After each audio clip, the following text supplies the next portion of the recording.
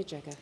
Well, thank you, Deputy Speaker. It has been a really difficult time in our country for so many people, and it continues to be for so many people. In my community in Melbourne, we are now emerging from lockdown and we are very much hoping for brighter times ahead. But what's concerning me as we emerge is that there is a gap where we should have leadership.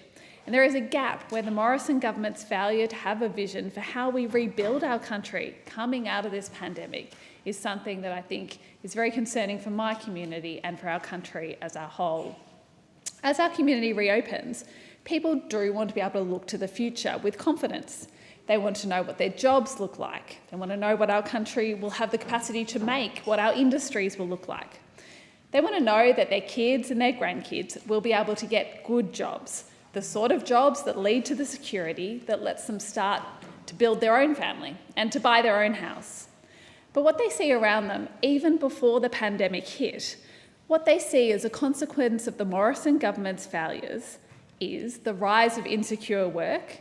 We see the gig economy where people are working 2 or 3 jobs just to try and make ends meet, where low wages are standard, where people work without entitlements, no holidays, no sick leave, insecure work. And this is a problem across sectors, but it's also particularly a problem in industries that employ a lot of women and who we've praised as being at the front line of this pandemic, but where actually workers are working in very insecure and difficult conditions, such as retail, such as our aged care workers, such as people working in early education and disability care.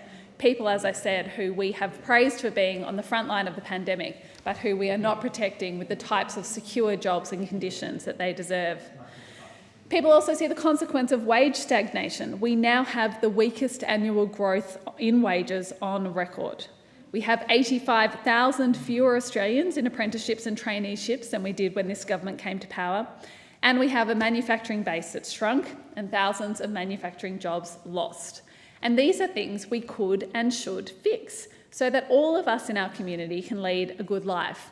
And as we emerge from this recession, we should take the time to make, and the opportunity to make the economy and our society stronger, to make it more inclusive and more sustainable than it was before the pandemic.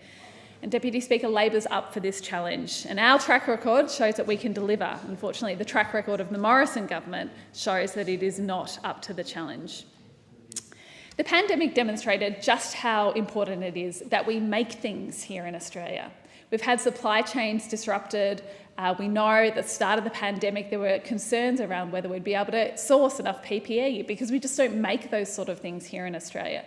We've had whole industries that we've lost. In fact, we rank dead last in the OECD for manufacturing self-sufficiency.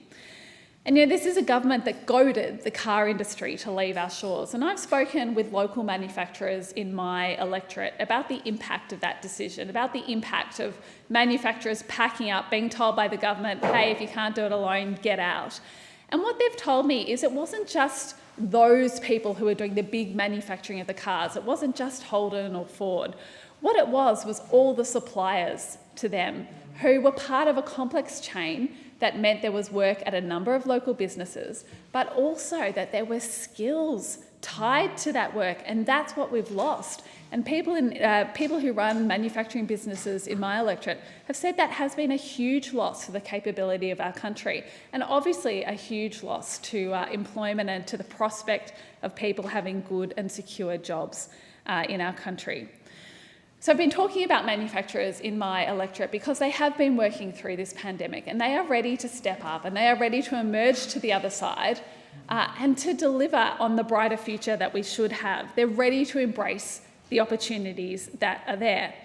Some of the manufacturers and industries in our community, Lovett Technologies, who I visited earlier this year, who are manufacturing components for the world's biggest aerospace companies.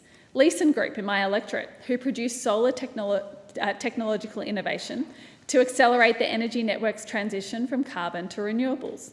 Australian Plastic Extensions, who are doing great things to change the way we recycle plastic in this country. And then I have all the people tied to training and skilling people up. Melbourne Polytechnic, who's creating job pathways for people learning skills and getting on with apprenticeships. Our health precinct, where we're doing amazing research at the Olivia Newton-John Centre at the Austin and with La Trobe Uni just next door. All of these industries and organisations would absolutely benefit from a government who was supporting their efforts and looking at the big picture of how we recover from this pandemic. They need a government that's on their side and that is interested in what this country looks like going forward, and that has a genuine plan for what this country looks like going forward.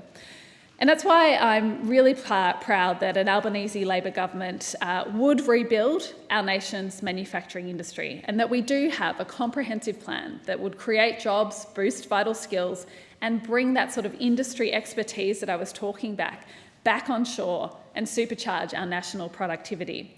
Our plan, A Future Made in Australia, is a blueprint for local manufacturing jobs and skills, and includes investing in a national rail manufacturing plan so that we're making more trains in Australia. It includes a defence industry development strategy so that we leverage the defence investment in this country. It includes an Australian skills guarantee, and this is really important. As I was saying, we've lost 85,000 skills and apprenticeships positions since this government came to power. Those are young people who don't have a pathway into secure work. Those are older people who are looking to retrain and reskill but can't get access to the skills and apprenticeships that they should be there.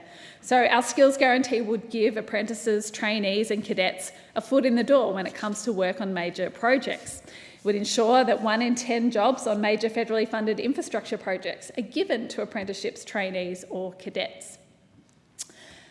Deputy Speaker, over and over at the moment when I'm talking with people in my electorate, they're both excited about coming out, but they are worried about what the future looks like. They do want to see a pathway to skills, a pathway to good jobs. They want to know that we in this country will take advantage of the opportunities that are before us. And of course, it's a line that we've used often in this place, but that's because it's true. The biggest opportunity in front of us, the opportunity that unfortunately this government is just letting pass on by, is the world's climate emergency. The world's climate emergency should be Australia's jobs opportunity. Instead, this Morrison government is letting it go by, producing a pamphlet, not a plan, a scam, a political cop-out from a government who is prepared to have the Deputy Prime Minister Barnaby Joyce lead its plan, who doesn't have a plan for us to take advantage of these jobs and these industries of the future. They've really given up. What I've been talking about is an absence of leadership in this entire space of skills, training and future employment and industries.